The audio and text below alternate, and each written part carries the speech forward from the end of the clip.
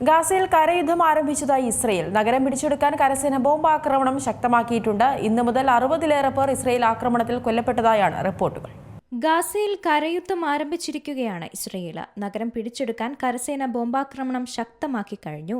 ഇന്നു മാത്രം 60-ലേറെ പേർ ഇസ്രയേൽ ആക്രമണത്തിൽ കൊല്ലപ്പെട്ടതായാണ് റിപ്പോർട്ട്.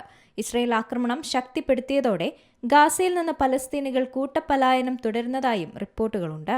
ഗാസ മുനമ്പിനെ പല ഭാഗങ്ങളാക്കി തിരിച്ച് സമ്പൂർണ്ണ സൈനിക നടപടിയെന്ന് വ്യക്തമാക്കും വിധത്തിലുള്ള ഒരു മാപ്പ് ഇസ്രയേൽ സേന എക്സിൽ പങ്കുവച്ചിരുന്നു. തങ്ങൾ കരയുദ്ധം ആരംഭിച്ചുവെന്ന് സേന തന്നെയാണ് ഇപ്പോൾ എക്സിൽ കൂടി മാപ്പ് പങ്കുവച്ചുകൊണ്ട് അറിയിച്ചിരിക്കുന്നത്. ഗാസയിൽ ഇസ്രയേൽ നടത്തുന്ന ബോംബാക്രമണ ദൃശ്യങ്ങൾ സാമൂഹിക മാധ്യമങ്ങളിൽ വ്യാപകമായി പ്രചരിക്കുന്നുണ്ട്. കഴിഞ്ഞ ദിവസങ്ങളിലായി ഇസ്രയേലിന്റെ ആക്രമണത്തോടൊപ്പം കടുത്ത പട്ടിണി കൂടെ നേരിടുകയാണ് പലസ്തീൻ ജനത. പട്ടിണി കൊണ്ട് 100 കണക്കിന് കുഞ്ഞുങ്ങളടക്കം മരിക്കുന്ന വാർത്തകളും പുറത്തുവരുന്ന സാഹചര്യത്തിലാണ് കരയുദ്ധവും കൂടെ ആരംഭിച്ചിരിക്കുന്നത്.